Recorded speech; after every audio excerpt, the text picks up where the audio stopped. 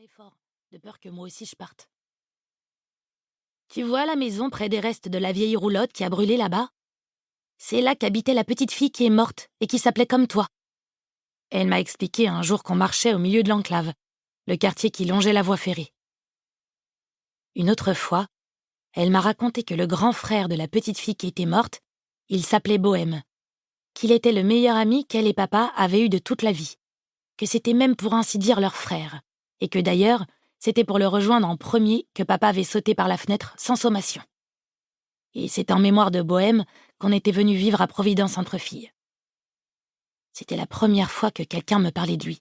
Et plus tard, j'ai lu ses carnets et j'ai eu l'impression qu'il était mon grand frère à moi aussi. Et il faut avouer que je m'exprime un peu comme lui en mimétisme, sans le vouloir exprès, mais j'en dirai pas plus parce que ça me fait des boules dans la voix et des aiguilles très désagréables du côté du cœur. Tout ça faisait que je connaissais déjà pas mal de gens morts, pour une gamine toute neuve. Parfois, j'avais l'impression de marcher au milieu d'une grande forêt de fantômes, et ça laissait plein de vides à remplir dans la vie de maman. Faut pas croire, ça m'empêchait pas de trouver le bonheur de midi à ma porte. C'est vrai, notre appartement, il était sacrément étriqué à l'intérieur, avec 22,3 mètres carrés, sous pente comprise. Mais à l'extérieur, ma parole, il était très spacieux, alors je passais beaucoup de temps dans son dehors. J'aimais bien me promener toute seule dans Providence. On est plus souvent d'accord quand on est toute seule. Les gens demandaient à maman pourquoi j'avais pas d'amis. Et alors elle avait l'air de s'excuser en disant que c'était la faute de Monsieur Asperger. Je savais pas qui c'était, ce salaud qui empêchait les petites filles d'avoir des amis. Mais en vérité, ça m'allait très bien comme ça, merci beaucoup. Moi, j'aimais pas trop quand les autres m'appelaient la gogole. Alors la solitude, c'était pas mal non plus comme vacances. Providence, c'était un peu une ville sinistrose, comme on dit, à cause de la fermeture des usines qui l'avaient rendue riche avant.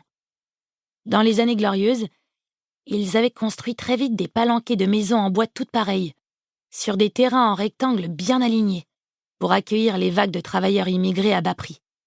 Et quand on n'avait plus eu besoin d'eux, et qu'ils étaient devenus des chômeurs assistés, et qu'on leur avait demandé de rentrer dans leur pays merci pour le service, les maisons avaient pas mal perdu de leur superbe soudain. Mais moi, je l'aimais bien quand même, ma ville sinistrose. J'ai toujours aimé les vieilles choses un peu cassées, parce qu'au moins, elles ont une histoire. Les gens, c'est pareil.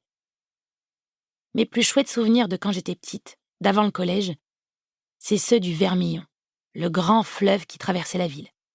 J'ai jamais compris pourquoi les riviérologues avaient décidé de le baptiser Vermillon, alors que l'eau, elle était verte tendance dégueulasse. Peut-être qu'un jour, elle avait été rouge, qui est le vrai nom de Vermillon. Ou peut-être que Millon, ça veut dire dégueulasse en langue ancienne. Je sais pas. Toujours est-il que ça me gênait pas, moi, que le fleuve soit un peu troublé lui aussi. Dès que je pouvais, j'allais sur la rive nord, dans l'antique lavoir abandonné, qui faisait 17 pas de long et un peu moins de 8 de large, et qui était tellement en ruine que monsieur le maire avait mis un panneau dessus pour dire qu'on n'avait pas le droit d'aller jouer dedans pour danger de mort. C'était vraiment une aubaine, parce que comme ça, j'étais sûre que le tout venant viendrait pas m'y déranger. J'avais un rituel sacré quand j'allais au lavoir, et j'oubliais jamais de le faire.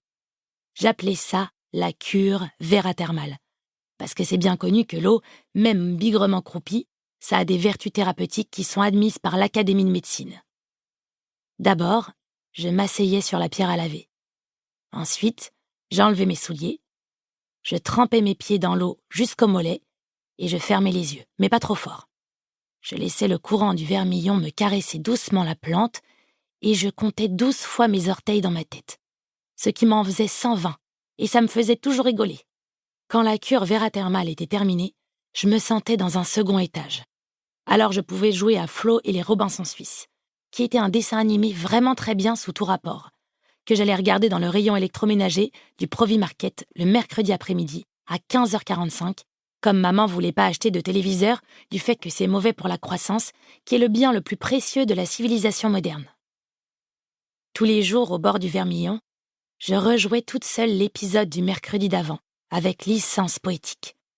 Je devenais Flo, la petite fille rousse comme moi pareille, naufragée sur une île déserte avec une grande famille très aimable et des amis épatants, tel Monsieur Morton, Un vieux marin fort gentil, malgré la parole. Pour continuer à écouter ce livre audio gratuitement, cliquez sur le lien dans la description et vous pourrez l'écouter en entier sans frais grâce à l'essai de 30 jours d'Audible.